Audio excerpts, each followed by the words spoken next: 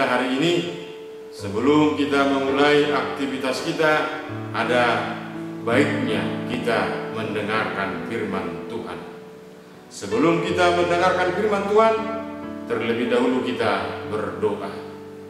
Bapa yang baik yang kami kenal, dalam nama anak-Mu Tuhan Yesus Kristus, kami bersyukur Tuhan untuk pagi yang indah ini, di mana Tuhan masih memberi napas kehidupan untuk kami pribadi lepas pribadi.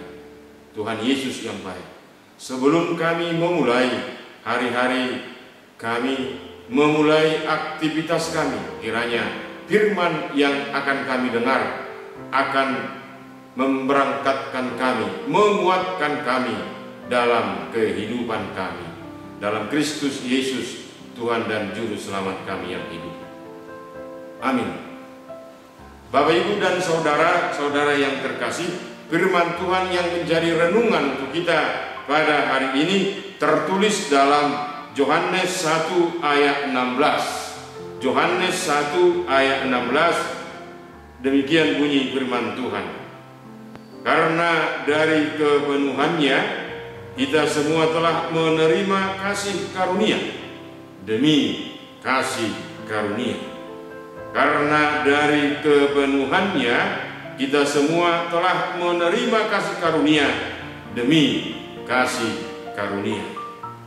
Dalam buku ND nomor 183 ayat 3 yang mengatakan, maka yang dapat kuandalkan hanya pengasihannya, segala puji bagi Tuhan yang melimpahkan rahmat-Nya.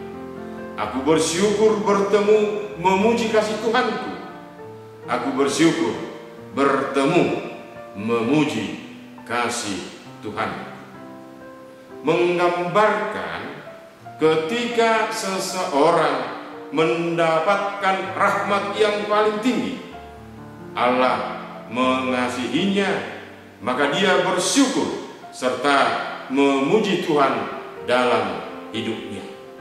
Karena dalam Yohanes 3 ayat 16, rahmat yang paling tinggi itu adalah Allah memberikan anaknya yang tunggal, supaya setiap orang yang percaya kepadanya beroleh hidup yang kekal dan tidak binasa. Dari situ kita melihat betapa besarnya kasih Allah akan manusia, betapa besarnya kasih Allah akan manusia itu, maka menyelamatkannya dari kekuatan dan intervensi dunia ini. Rasul Paulus mengatakan, tetapi Allah yang kaya dengan rahmat, oleh karena kasih-Nya yang besar yang dilimpahkannya kepada kita. Saudara-saudara yang terkasih, sejak dunia ini diciptakan, Allah telah mengasihi manusia itu. Bahkan ketika manusia itu diusir dari Taman Eden, Allah tetap mengasihi manusia itu, walaupun manusia itu harus menerima hukuman dari Allah atas perbuatannya sendiri. Sampai sekarang kasih Allah menyelimuti orang percaya itu dari cengkraman dunia yang penuh dengan kepura-puraan. Sampai sekarang orang percaya itu diselimuti oleh Allah dari cengkraman dunia yang penuh dengan kepura-puraan. Dengan pemahaman itu, sebenarnya kehidupan kita, kelakuan kita orang percaya harus berbeda dengan orang-orang yang belum menerima kasih Kristus. Lalu yang menjadi pertanyaan, kenapa rupanya orang percaya itu harus berbeda dengan dunia ini? Apa rupanya keistimewaan orang percaya itu? Saudara-saudara yang terkasih, perbedaan orang percaya dengan dunia ini adalah ketika orang percaya hidupnya di tangan Kristus, atau Kristus yang punya segala-galanya membuat dia boleh hidup dan dapat melakukan sesuatu. Orang percaya harus mampu menaklukkan dunia ini dan menggantikannya dengan kasih Kristus. Orang percaya harus melihat dunia ini sebagai sarana dan prasarana untuk menciptakan hal-hal yang baik yang tidak mungkin dilakukan dan diberikan oleh dunia ini.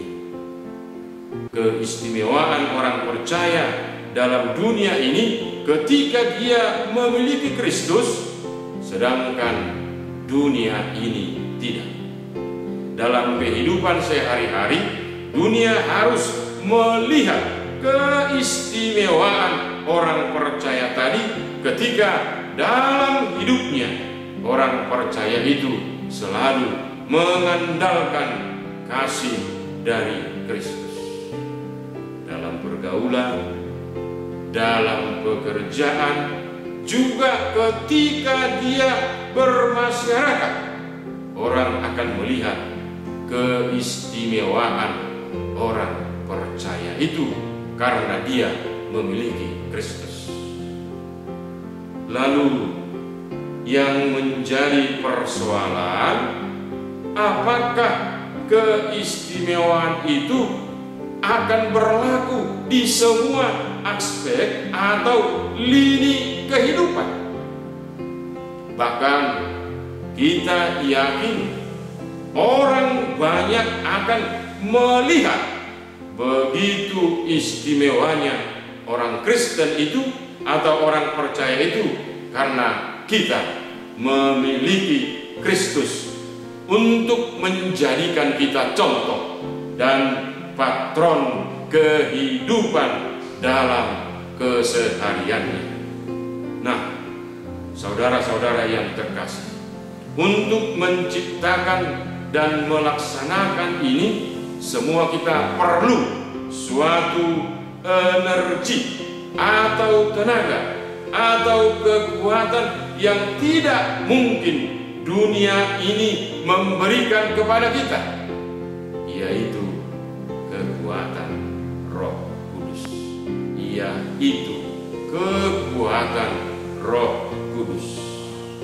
Dengan Roh Kudus kita mampu menjadi orang yang menjadi penuh kasih, penuh harapan karena Kristus lebih dahulu mengasihi kita. Untuk itu saudara-saudara yang terkasih, mari kita terima kasih Kristus dalam kehidupan kita sehari-hari.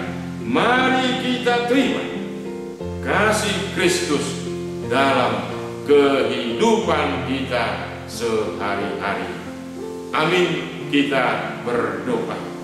Terima kasih Tuhan Yesus akan firman yang sudah kami dengar dalam satu hari ini.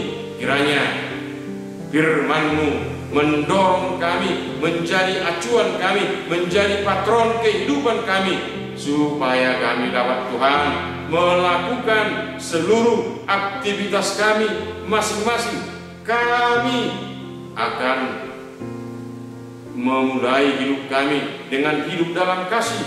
Kami tahu Tuhan, dengan kasih karunia yang Engkau berikan itu akan tersalur bagi orang-orang banyak, karena dunia ini tidak boleh memberikan. Makanya orang Kristen, orang yang percaya kepadamu, akan menyalurkan hidup dalam kasih.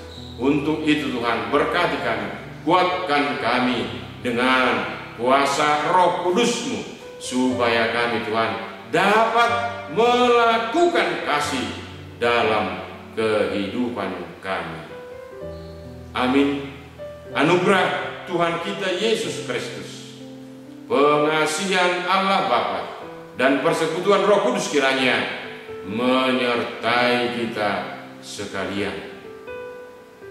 Amin. Kiranya Tuhan memberkati kita. Salam sehat. Horas.